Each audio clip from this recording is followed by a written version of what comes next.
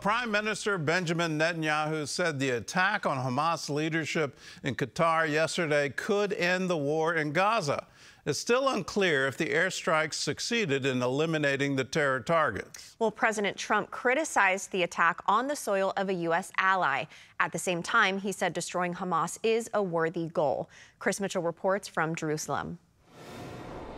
Israeli Prime Minister Benjamin Netanyahu defended the attack on the Hamas leadership Tuesday afternoon. At noon today, I convened the heads of Israel's security organizations and authorized a surgical precision strike on the terrorist chiefs of Hamas.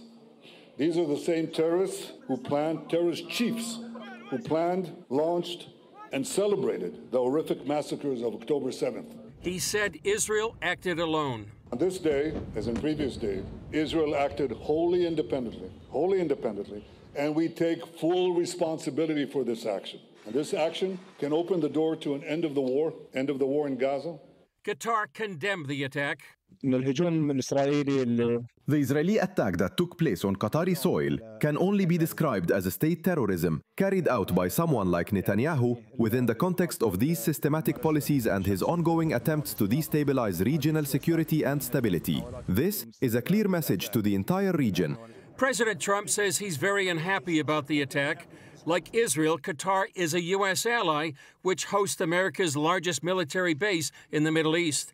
In a carefully worded statement, the White House called it an unfortunate incident. Unilaterally bombing inside Qatar, a sovereign nation and close ally of the United States that is working very hard and bravely taking risks with us to broker peace, does not advance Israel or America's goals.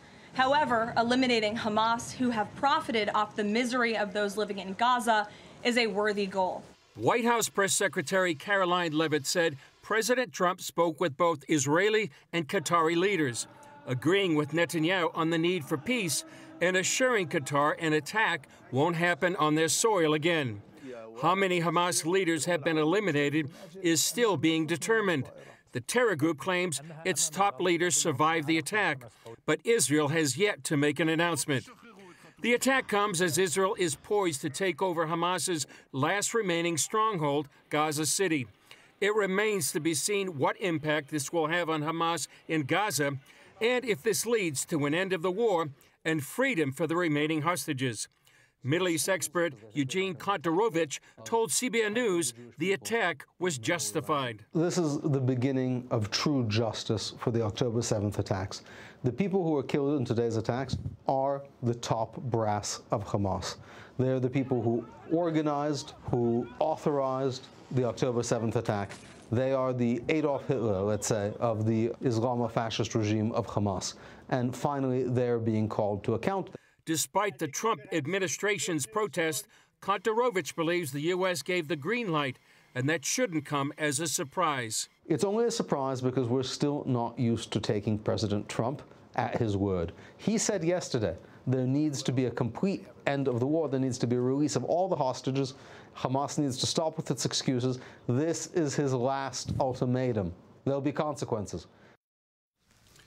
Well, CBN Middle East Bureau Chief Chris Mitchell joins us now live from Jerusalem. So, Chris, how does Israel believe this strike could lead to the end of the war in Gaza?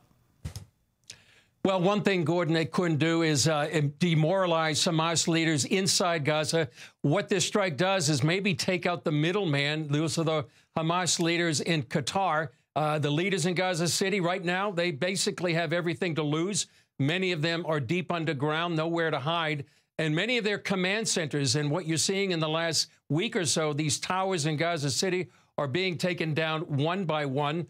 So perhaps, hopefully, prayerfully, this could lead to the end of the war and the freedom of the hostages.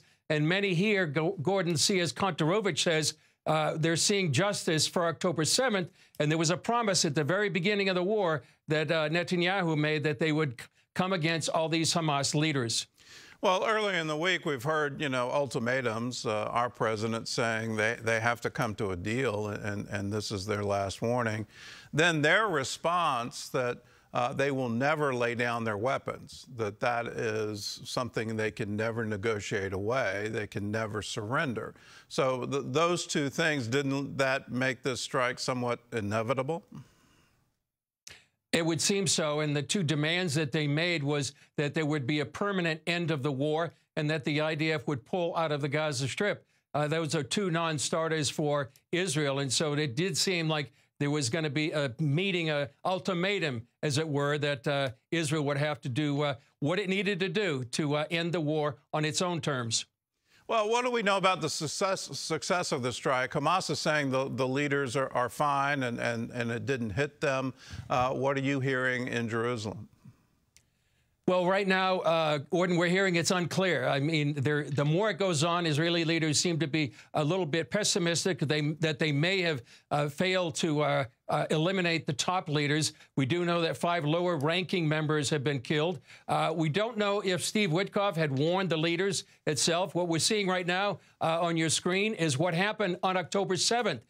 These leaders, and many of them that were targeted yesterday, were actually celebrating October 7th and watching live on Al Jazeera TV what was going on, or the massacre on October 7th. I would say, regardless what's happening, whether or not they were eliminated, Gordon, it's really a defining moment for the region. As I was talking to one analyst earlier today, he said that Israel speaks Middle East and it acts Middle East. And what that means is it's really becoming the strong horse in the region. Remember, Gordon, Israel has eliminated the top leadership of Hamas in the Gaza Strip, Hezbollah in Lebanon, the Houthis in Yemen, many leaders in Iran. It's a long way from October 7th, but Israel is really acting like the strong horse in the region and doing what it needs to do to eliminate those leaders that are threatening the survival of the Jewish state. Well, Qatar is being, it's kind of sort of unimaginable to me that they're being presented as some kind of neutral party in this and even a victim of it. But they've hosted Hamas leadership now for decades, and they've supplied a lot of money to Hamas. What's not being reported about Qatar? Well, as you said, Qatar's been sheltering these leaders since 2012. Yigal Karman, he's been a regular guest for us from memory.org. They translate exactly what Qatar says. He says Qatar is Hamas and Hamas is Qatar. They have a long-term relationship. They've funded Hamas to the tune of about $2 billion for the last many, many years.